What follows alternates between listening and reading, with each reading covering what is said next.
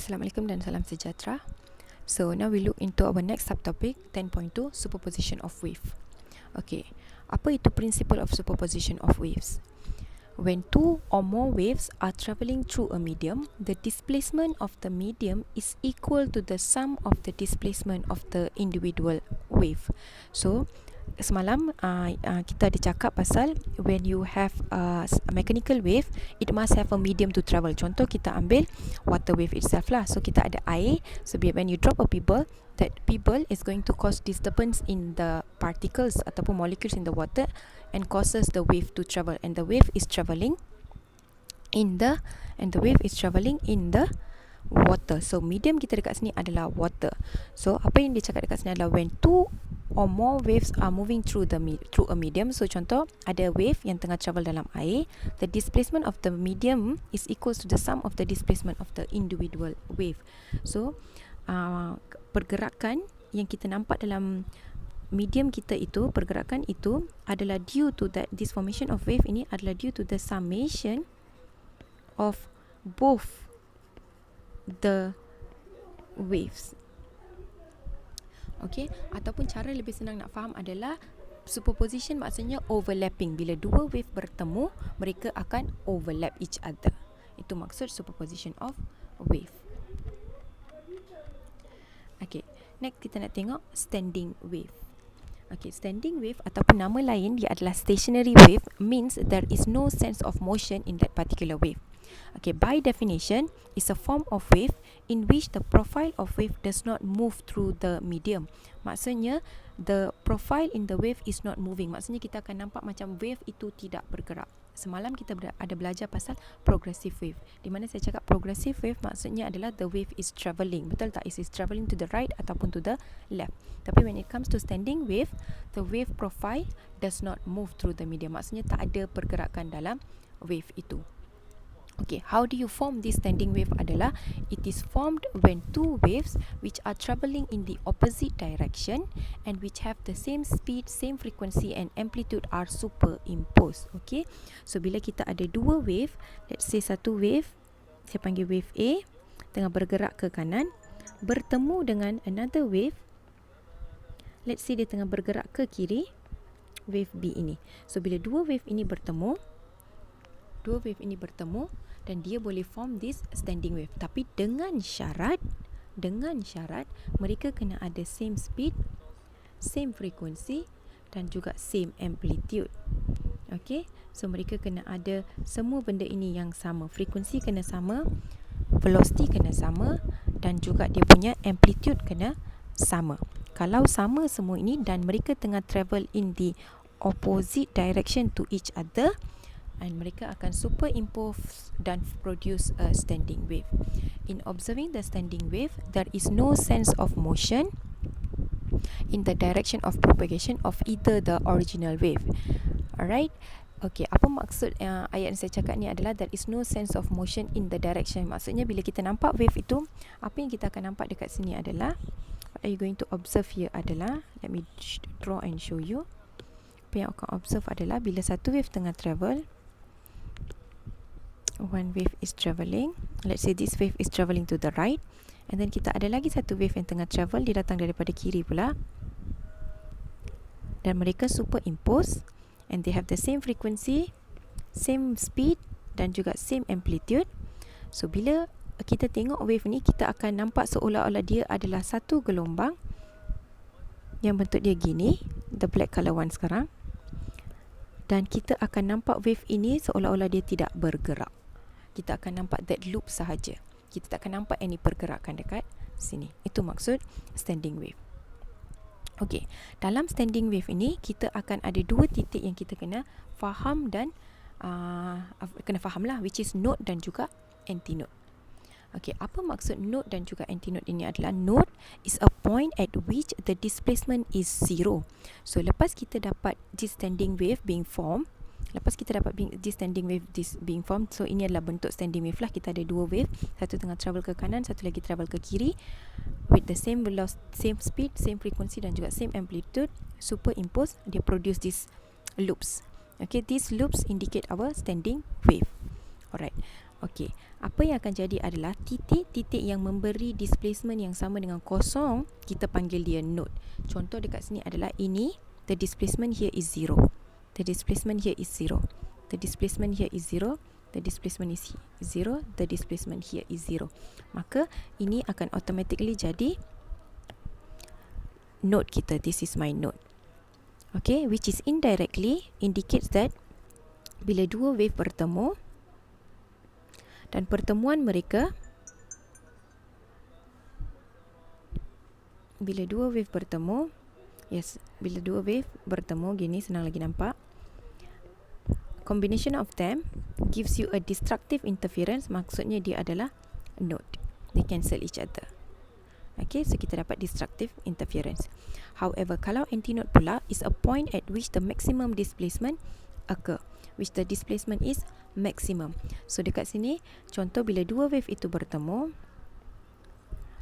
okay, amplitude of the wave akan enhance jadi lagi besar. So ini kita panggil the antinode, iaitu dekat titik-titik yang kita akan ada maximum displacement. So this is my antinode. Antinode, antinode, antinode, which is where the constructive interference occur. Alright, so once kita dah faham node dengan antinode, kita nak sekarang masuk equation of a standing wave. Okay, untuk standing wave, equation dia comes from the combination of two wave yang tengah travel in the opposite direction with the same velocity, same speed, same frequency dan juga same amplitude. Okay, let's say ini adalah wave pertama kita yang tengah travel. This is my first wave yang tengah travel, di mana dia punya amplitude dekat sini adalah A, and then saya ada dia punya omega, dan saya ada dia punya K. Daripada omega saya akan dapat frekuensi, daripada K saya akan dapat dia punya lambda. Okay, and then I have another wave. Sekarang bentuk dia gini, dan dia ada amplitude sama juga A. Daripada omega dia saya boleh dapatkan frekuensi, dan daripada K dia saya boleh dapatkan lambda. And when you found your frequency and lambda, the frequency and lambda are the same for both the wave. Amplitude mereka sama, cuma satu tengah travel to the right, lagi satu tengah travel to the left. So dia akan produce the standing wave, iaitu satu tengah travel to the right, lagi satu tengah travel to the left. As you can see, the equation y1 here is A sin omega t minus kx. Equation y2 pula A sin omega t plus kx. Semua sama dalam dua-dua equation, kecuali dia punya plus minus saja, which is the direction. So which indicates mereka ada amplitude yang sama, frekuensi yang sama, speed yang sama dekat sini. Alright. Okay, and then you are going to add this to individual wave to produce that one standing wave. Sebab standing wave tadi kita cakap comes from the combination of two individual wave. So bila awak tambah, awak akan guna identity dekat sini, and then you will end up with the 2a cos kx sin omega t. So ini adalah general equation. Ini adalah general equation untuk kamu punya standing wave itu, ataupun stationary wave lah nama lain dia. Which 2a ni saya tulis sebagai capital A dekat sini to indicate ini adalah amplitude saya, which is the maximum amplitude lah, maximum displacement lah. Amplitude saya, which is the maximum displacement. So the general equation here now becomes A cos kx sin omega t.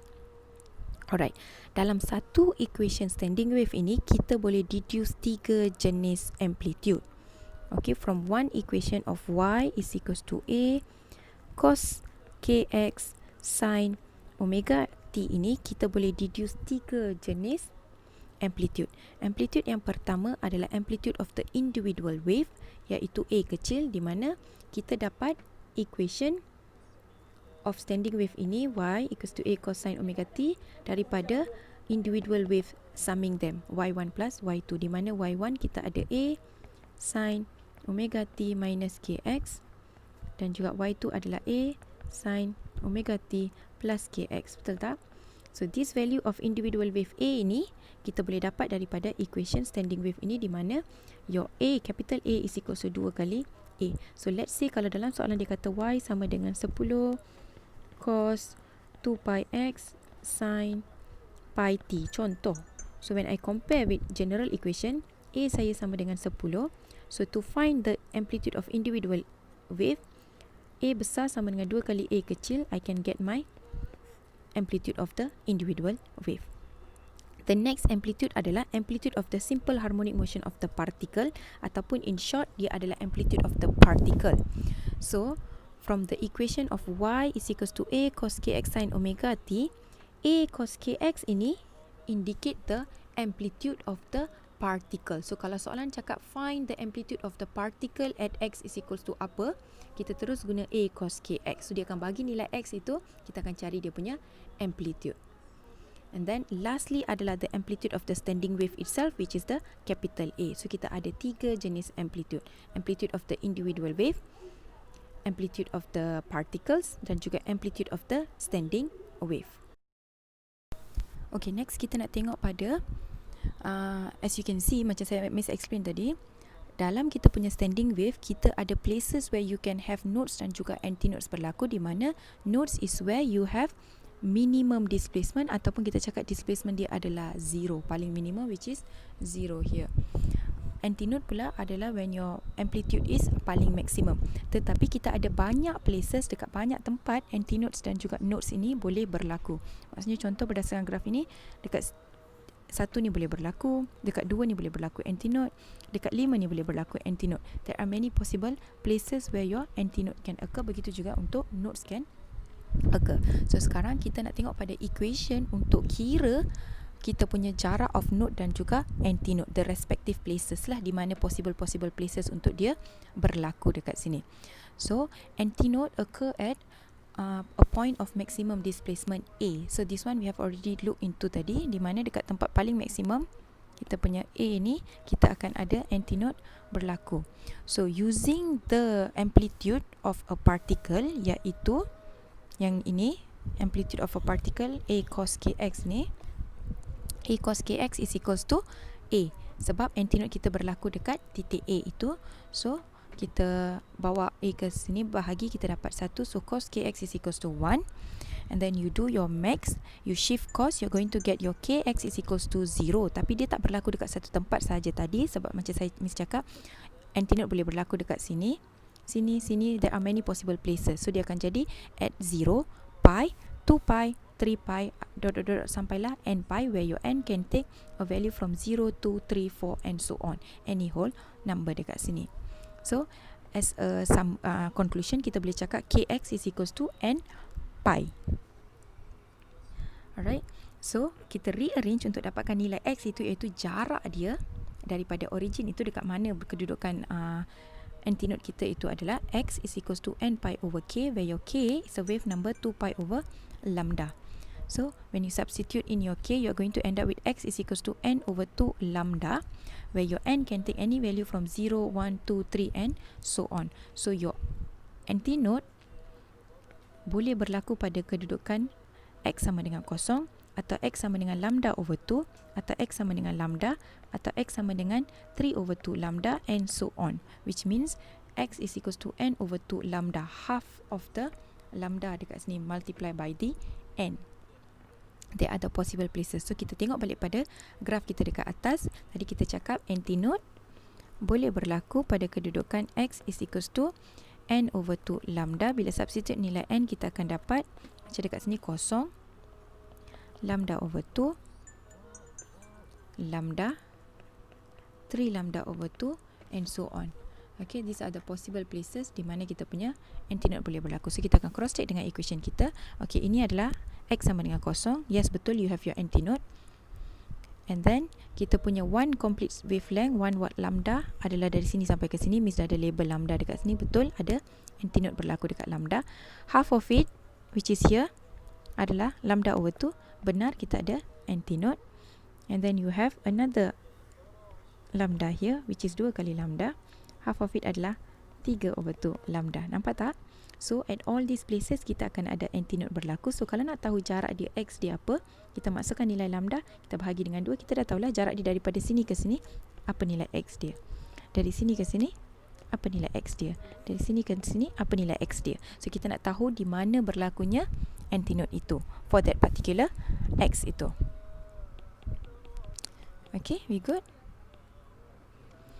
Alright, begitu juga pada nodes. Nodes can occur at a point of zero displacement. Ataupun zero amplitude, which kita dah cakap dekat all these places, bila kita ada zero, kita akan dapat antinode. Kita akan dapat nodes dekat sini where your A cos kx is the amplitude of the particles. Kita equatekan dia dengan kosong, and your particles punya amplitude cos kx is equals to 0. So you do your max here, and then you will end up with kx sama dengan n over 2 pi. So x dekat sini, lepas kita masukkan nilai k here, you're going to end up with x is equals to n over 4 lambda. Miss tak tunjuklah, tengok calculation dia dekat sini.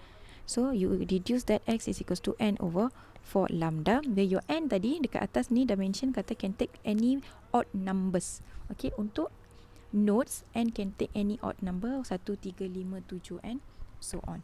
So x kita akan menjadi lambda over 4, 3 over 4 lambda, 5 over 4 lambda, ataupun 7 over 4 lambda and so on. Tapi semua nombor ganjil sajalah, as our n can only take odd numbers. So kita akan cross check balik dekat graf kita. Node adalah x is equals to n over 4 lambda, where your n can take odd numbers 1, 3, 5 and so on. So kita ada lambda over 4, 3 lambda over 4, 5 lambda over 4. So bila kita tengok balik dekat sini, okay, kalau ini adalah lambda over 2, ini akan jadi lambda over 4. Okay, this one becomes 3 lambda over 4. This one becomes 5 lambda over 4. Okay, so bila awak tengok dekat sini, betul lah lambda over 4 adalah tempat nodes berlaku. 3 lambda over 4 nodes berlaku. 5 lambda over 4 tempat nodes berlaku. Okay, so kalau soalan suruh cari jarak of the first node, inilah lambda over 4. Second node, 3 lambda over 4. Third node, 5 lambda over 4 and so on. Okay, so next kita nak buat conclusion dekat sini. The distance between adjacent antinodes is lambda over 2. Distance between adjacent nodes lambda over 2, and distance between a node and also adjacent antinode is lambda over 4. So maksudnya dekat sini Miss akan lukis balik graf supaya kita nampak. Okay, you have your standing wave here. Alright, untuk standing wave kita,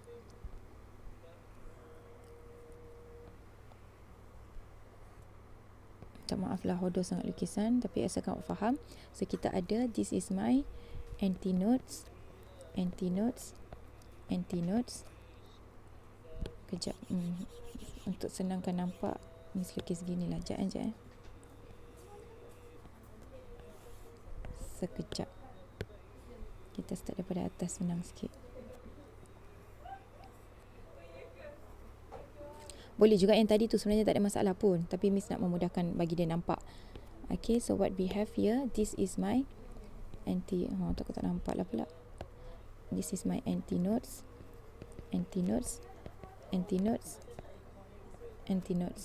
Ini adalah node saya dan juga node saya. Okay, the first one dia cakap the distance between adjacent antinodes. Maksudnya jarak antara antinodes dan juga antinodes adalah by lambda over 2. As you can see, lambda adalah from here to here, one complete wavelength. Ini adalah lambda kamu. Okay, dalam satu lambda kita ada 3 antinodes. Tapi kita tengah cakap pasal distance between adjacent antinode, iaitu antara satu antinode dengan lagi satu antinode, which is actually half of the lambda. Itu maksud dia. So kalau soalan minta find the distance between adjacent antinodes, kita ambil nilai wavelength, kita bahagi dengan 2 sahaja. Begitu juga, let's say this is your point here. From here, you come back here is one wavelength. Nampak tak? Ini adalah satu lambda dekat sini. Nak guna color lain lah.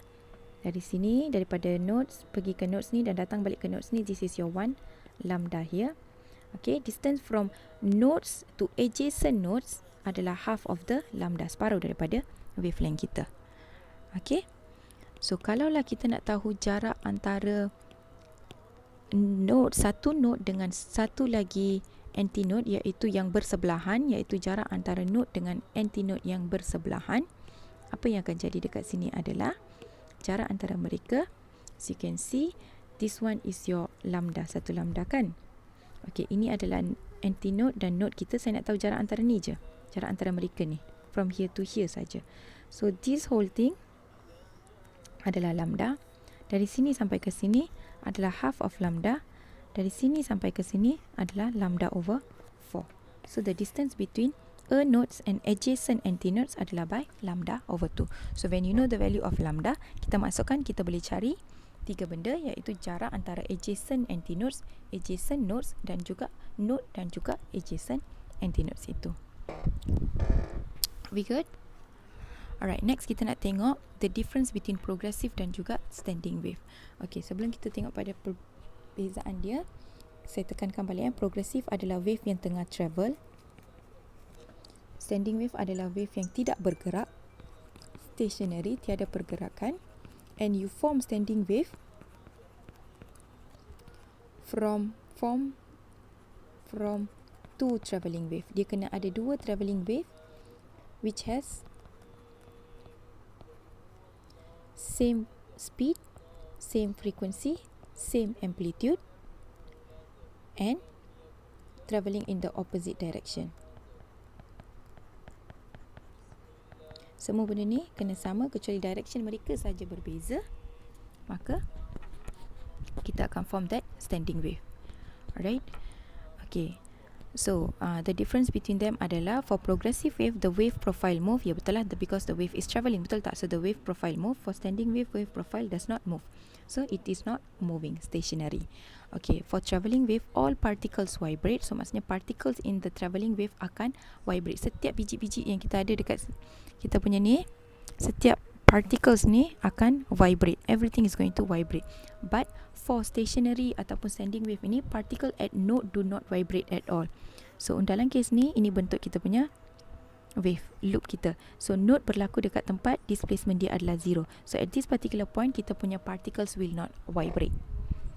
And then for progressive wave, the wave transmit energy. So as the wave is travelling, dia akan transmit the energy. Untuk standing wave, it does not transmit energy sebab the wave is not travelling. Okay, so now we are going to look at example 6 here. Dalam example 6 ini, kita ada two harmonic wave ataupun two progressive wave, which is y1 is equals to 5 sin pi t over 2 pi x and y2 is equals to 5 sin pi t minus 2 pi x dekat sini. Bila saya compare dengan general equation of progressive wave yang kita belajar yesterday, which is y is equals to a sin omega t plus minus kx. Okay, and then soalan cakap write an expression for the new wave when both the wave are superimposed. Maksudnya y1 superimpose dengan y2, maksudnya dia bertemu dengan y2 dekat sini. So apa yang akan jadi adalah when two progressive wave superimpose, dia akan produce standing wave.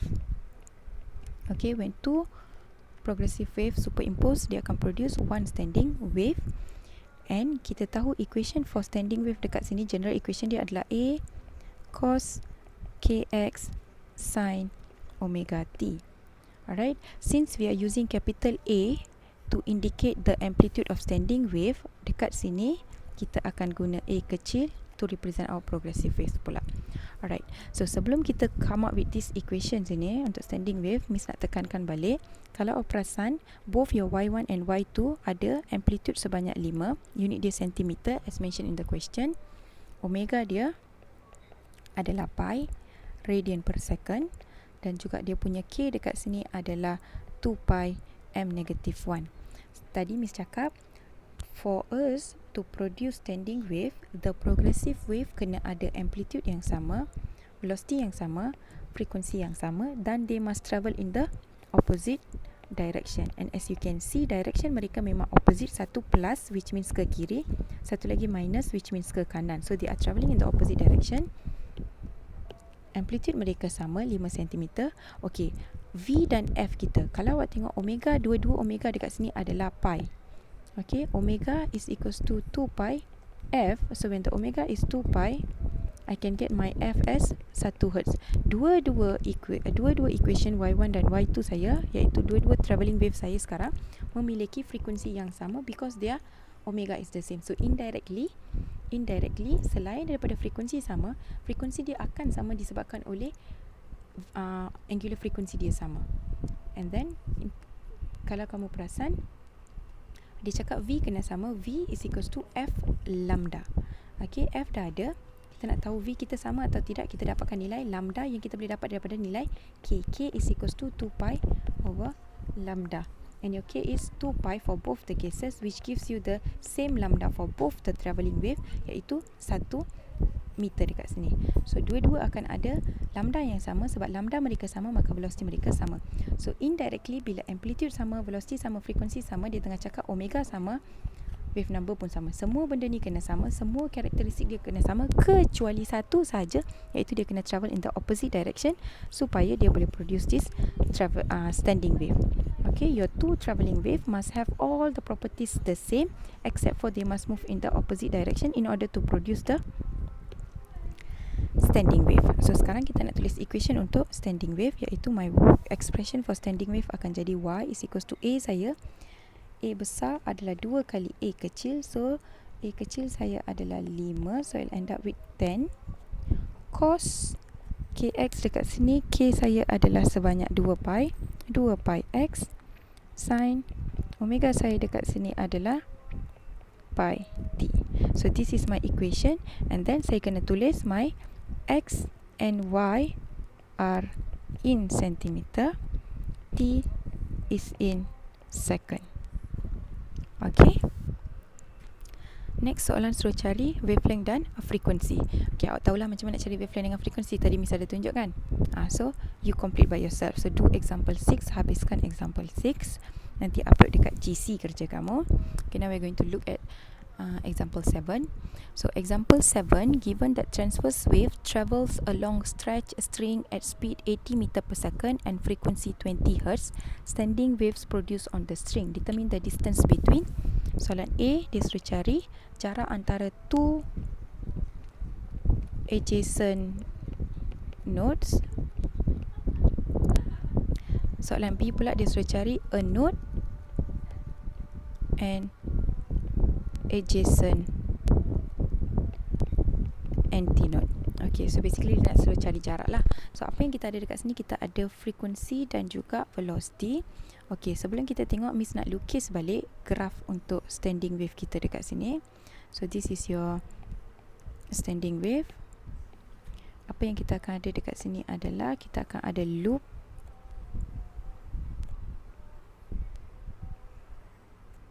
Alright, so this is my antinode, and this is my node dan juga node dekat sini. Okay, apa yang kita tengok, apa yang kita ada dekat sini adalah this is 1 lambda. So ini jarak dia adalah lambda dekat sini. Ini pula adalah lambda over 2. Okay, so soalan suruh cari jarak antara two adjacent nodes, maksudnya jarak daripada nodes ke nodes yang seterusnya, which is lambda over 2. Okay, so A saya adalah distance between two adjacent nodes has an equation of lambda over 2.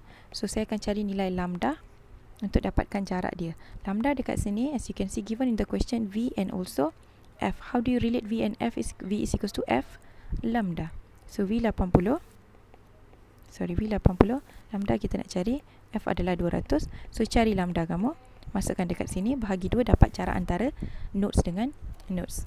And then next adalah soalan minta jarak antara nodes dengan antinodes, which is dari sini ke sini sahaja, which is lambda over 4 kita.